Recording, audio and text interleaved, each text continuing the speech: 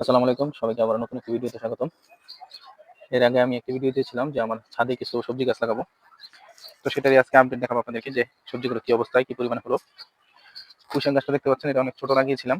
এটা মোটামুটি অনেকটা বড় হয়ে গেছে, প্রায় 3 ফুট 4 ফুট উচ্চতা হয়ে গেছে এবং এখান থেকে আমরা কয়েকবার খেয়েছি।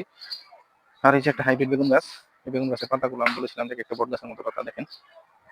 যদি আমি হাত দিয়ে মাপ দিই, প্রায় 1.5 কিলো সমান। দুইটা বেগুন গাছে খুব চমৎকার হয়েছে। এখানে বেগুন গাছের ফুল আসছে, মাশাআল্লাহ, কয়েকটা ফুল আসছে, দেখতেই পাচ্ছেন। এটাতে ফুল আসা শুরু করছে। আর এখানে একটা টমেটো গাছ ছিল, এখানে মূলত 2টা টমেটো গাছ ছিল, যারা আগের ভিডিওটা দেখেছেন। একটা টমেটো গাছ নষ্ট হয়ে যায়, যে এরকম পাতা কুঁচকে যায়। এটা আসলে কি কারণে হচ্ছে এই সমস্যাটা ধরা যাচ্ছে না, ওই গাছটা পুরোটাই মরে গেছে। আর এই যে গাছটা দেখতে পাচ্ছেন, এখানে টমেটো ধরেছে মাশাআল্লাহ, প্রায় অনেকগুলো টমেটো ধরেছে। তো মোটামুটি যদি ছাদে 2-3টা গাছ লাগানো যায়, তাহলে মোটামুটি আমাদের জন্য টমেটো কেনা লাগবে না ইনশাল্লাহ। অনেক ফুল আসছে, আপনারা দেখতে পাচ্ছেন। আর এই বেগুন গাছটা, টমেটো গাছটা মারা যাওয়ার পরে এনে লাগানো হয়েছে। আর এই যে মরিচ গাছটা কেন মারা গেল বুঝতে পারলাম না। এখানে অন্য একটা গাছ লাগিয়ে দিতে হবে আর কি। মরিচ হয়েছিল অনেকগুলো। আর তুলসী গাছটা তো অনেক আগের। আর এখানে একটা বরবটি গাছ ছিল, পা আছে এখনো। সেই বরবটি গাছটায় বরবটি আসছিল, আমরা বরবটি খেয়েছি। আর বরবটি আসে, এই যে দেখেন বরবটি হচ্ছে, কিন্তু বড় সমস্যা হচ্ছে এই ফুলের মাথাগুলো পিঁপড়া অথবা কিছু খেয়ে ফেলে। এটাই হচ্ছে বড় সমস্যা। দেখতে পাচ্ছেন কালো হয়ে গেছে এখানেও। তো চিন্তা করছি এই গাছটা রাখবো না, কারণ যেহেতু পিঁপড়াই খেয়ে ফেলছে। এই মরিচ গাছটা বাড়তেছে কম, ছোট হলেও মরিচ আসছে কিছু। আর এই যে লাউ গাছ একদম ছোট অবস্থা আপনাদেরকে দেখিয়েছিলাম, এখানে মাশাআল্লাহ আমাদের লাউ আসছে কিছু। দেখতে পাচ্ছেন লাউটা কত বড় হয়েছে। এখানে 2টা লাউ আছে, এই লাউটাও বড় হচ্ছে। এটা মোটামুটি আমরা আজকে কেটে ফেলবো। তো এই প্রথম আমাদের ছাদ কৃষি থেকে আমরা কোনো ফল খেতে যাচ্ছি বা সবজি খেতে যাচ্ছি। এখানে 2টাই হয়েছে, আরো কিছু ফুল আসতেছে দেখা যায়। আর এই যে আরেকটা গাছ, এটাতে লাউ এখন ওইভাবে বড় হয় নাই, কিন্তু এই যে এখানে দুইটা লাউ আসছে মাশাআল্লাহ। এগুলা দুইটাও এখানে আরো কিছু দেখা যাচ্ছে, এখানে আরো 2টা আছে মাশাআল্লাহ। লাউয়ের ফলন খুবই ভালো আসছে। আর এখানে একটা কুমড়া গাছ ছিল, কুমড়া গাছটা অনেক বড় হয়ে গেছে। কুমড়া গাছেও 2টা কুমড়া আসছে, দেখেন এটা পাখি কামড়ে এমন করছে। আরেকটা কুমড়া ছিল, তো বোধহয় একটু আড়ালে পড়ে গেছে আর কি। ও না, কুমড়াটা নষ্ট হয়ে গেছে, আপনারা দেখতে পাচ্ছেন কিনা জানি না, দেখানোর চেষ্টা করি একটু। এই যে দেখেন কুমড়াটা নষ্ট হয়ে গেছে, এখন প্রচুর পরিমাণে পিঁপড়া।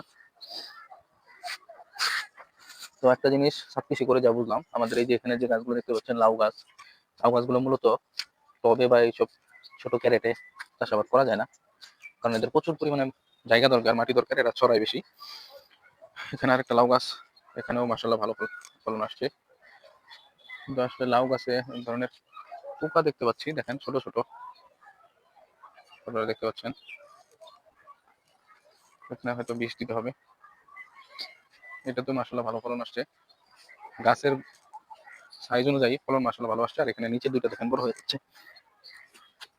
আমরা মাটিতে লাগালে লাউটা যত দ্রুত পাই, ছাদের এই ক্যারেট বা টবে লাগানোর কারণে লাউগুলো একটু কম দ্রুত বৃদ্ধি পাচ্ছে। আর এই যে বেগুনটা দেখতে পাচ্ছেন, বেগুনে মাশাআল্লাহ ফলন আসছে। এই যে ফুল দেখতে পাচ্ছেন, অনেকগুলো ফুল আসতেছে। এখানে একটা ফুল বড় হয়ে গেছে। আর এই যে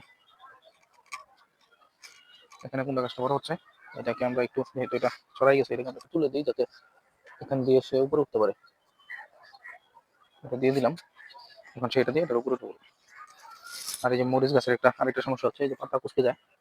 এটা এক ধরনের স্প্রে আছে, স্প্রে করা লাগে, স্প্রেটা করা লাগবে আর কি। এই গাছটা খুবই তরতাজা এবং সতেজ আছে, প্রচুর ডালপালা, মরিচও আসছে কিছু। এটা আবার কালো মরিচ, দেখেন মরিচ আসছে কিছু।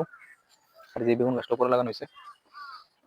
আর এই যে সিম গাছ, বরবটি গাছের যে সমস্যাটা দেখেছিলাম, সিম গাছেও একটা সমস্যা। দেখেন পাতাগুলো পিঁপড়া খেয়ে ফেলে বা এক ধরনের পোকা থাকে, এই পোকাগুলো খেয়ে ফেলে। তারপরে এবার সিম গাছে মাশাআল্লাহ ফুল আসছে, সিম হবে ইনশাল্লাহ। এই যে একটা সিম, বোধহয় এটা সিম হতে পারে, দেখা যাচ্ছে কিছুটা, আরো কিছু আসতেছে ফুল। আর এই আমরা গাছটা তাগিরি, এটা এক ধরনের হাইব্রিড আমরা গাছ, এটা ছোট থাকতে ফলন দেয়। এটা একদিক দিয়ে ফলন হতে থাকে, আরেক দিক দিয়ে ফুল ছাড়ে। এই ধরনের দেখেন এক সাইডে কত বড় বড় হয়ে গেছে, আবার ওই দিক দিয়ে ছোট। এটা একটা কাগজ লেবু গাছ, এটা আমরা প্রথম ফলন পেয়েছি, মাশাআল্লাহ ভালো ফলন ছিল। এখন কিছুদিন যাবত ফলন পাচ্ছি না, পাতাগুলো হলুদ হয়ে গেছে, এখানে কিছু সার প্রয়োগ করতে হবে। আমরা সার প্রয়োগ করেছি। তো আমার ছাদ কৃষির বর্তমান অবস্থা এই, মোটামুটি আমরা ফলন ভালোই পেয়েছি। তো যারা চ্যানেলটার সাথে নতুন আছেন তাদের সবাইকে বলবো আমার চ্যানেলটা সাবস্ক্রাইব করবেন। আর যারা পুরাতন সাবস্ক্রাইব করে আছেন তাদেরকে অসংখ্য ধন্যবাদ। আর বিষয় হচ্ছে, যেহেতু এই কৃষিগুলোতে আমি একদমই নতুন, তাই আপনাদেরকে অনুরোধ করবো, যদি কোনো ধরনের পরামর্শ থাকে, আমি যে সমস্যাগুলো দেখলাম, আমার টমেটো গাছের পাতা কুঁচকানো, মরিচ গাছের পাতা কুঁচকানো, এই সমস্যাগুলোর সমাধান কেউ জেনে থাকলে অবশ্যই কমেন্ট করবেন।